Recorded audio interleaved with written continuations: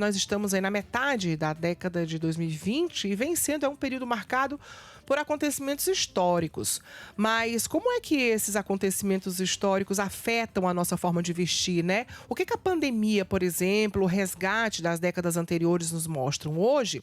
A gente conversa com o Lucas Kovski, que é o nosso gato operário, sobre esse assunto. Bom dia para você, Lucas. Bom dia, Dani. Bom dia, pessoal. Bem, como a Dani falou, é importante a gente lembrar que moda é contexto. E começamos a década de 2020 com um acontecimento histórico, que infelizmente, abalou nossas vidas, que foi a pandemia. E durante a pandemia, a gente teve, na realidade, um atraso do que seria o começo da década de 2020 com as suas tendências. Porém, a gente teve um momento histórico marcado, por exemplo, para quem aí trabalhava em home office, fazia live, pelo que a gente chama da moda da cintura para cima, que é quando a gente se arrumava da cintura para cima. É verdade, e viu? ficava de pijama da parte de baixo. E trazendo esses dois pontos, por exemplo, a indústria de pijamas ela cresceu nessa época, né? O pijama virou o novo luxo. Você ter um pijama confortável era um luxo no começo da década.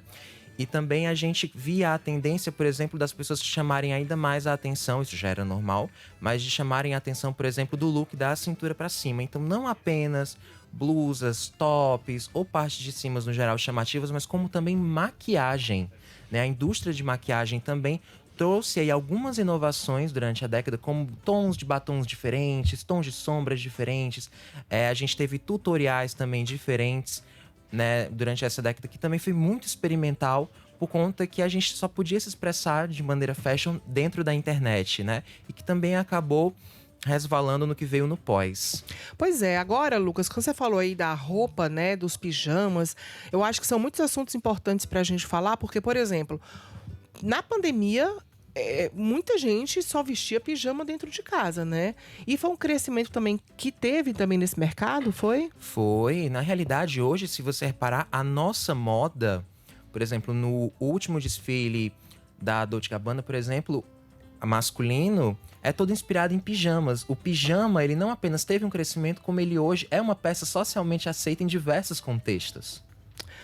Eu já vi gente falando sobre trabalhar de pijama. E tem uns pijamas que eu acho muito interessante porque não parecem pijama. Exatamente. Não tem aquela cara de pijama que a gente conhece. Parece uma roupinha, uma camisetinha confortável, gostosa, né? Isso, pra você ver como a moda, ela acha meios de se adaptar e como às vezes as tendências, elas tomam formas que a gente nem imaginava antes.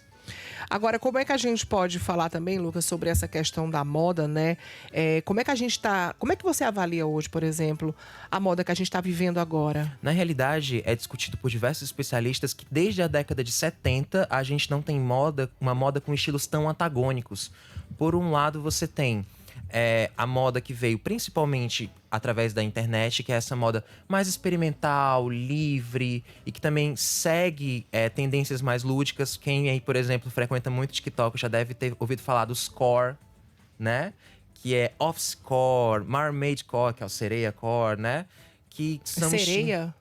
Como é isso? Sereia, por exemplo, estilo inspirado nas sereias, então muito glitter, referência a escamas, muito crochê. Por exemplo, moda inspirada em seres mágicos, como duendes, unicórnios, ou inspirado em filmes ou em estilos de filmes, que aí você coloca o core, porque core, traduzido do inglês, né?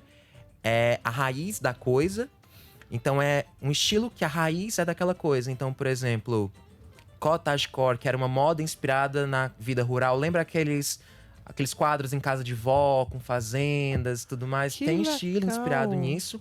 Como a gente também tem uma moda mais conservadora, né? Que a gente já até falou aqui uma vez, que é, por exemplo, o Quiet Luxury, que é inspirado, né, nas famílias ricas, aí que a gente chama de quatrocentonas, que são famílias ricas há muito tempo, que é muito voltado para alfaiataria, tons neutros. A gente tem a moda Clean Girl, que é a moda que vai muito para aquela parte de lifestyle, uma coisa saudável, pratica yoga, tons neutros. Então, desde a década de 70, que também foi uma década de explosão e uma década antagônica entre si, porque a gente tinha tanto a moda disco, o final da moda hippie. E tá voltando, tal a impressão? Tá, porque a gente também tem, por exemplo, a volta do estilo dos anos 2000, que pega muito do estilo dos anos 60 e 70.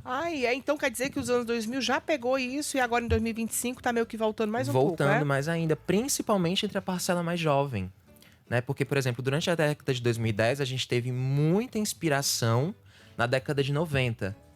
E agora, nos anos 2020, a gente, porque sempre há 20 anos atrás, 30 Eu anos acho atrás. incrível a moda, porque a moda a gente nunca pode dizer e querer rotular a moda de alguma forma, né? A gente tá sempre revisitando Sim. espaços. A questão. Como é que é o nome, Lucas, daquele negócio? Ampuleta? É que chama ampulheta? Como é que é o nome daquilo? Ombreira. Ombreira. Ombreira, né? Que as Isso. pessoas usavam muito nos anos 80, que botava por baixo da roupa, que ficava com a roupa assim. E que já era uma tendência que vinha dos anos 40. Olha aí. E eu pensando que era da minha época dos anos 80. Mas não, é lá de trás ainda. Isso. É porque, por exemplo, se a gente pensar até a década de 60, né? Muitos especialistas falam que só até a década de 60 que a gente teve inovações de fato.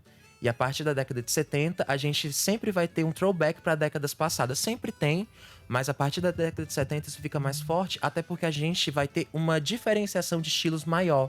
Porque Então até é a sempre uma década... repetição, de certa sim. forma, né? Isso, porque até a década de 50, mais ou menos, a moda, ela era meio que um funil. Então você tinha moda para adulto, moda para criança, moda para...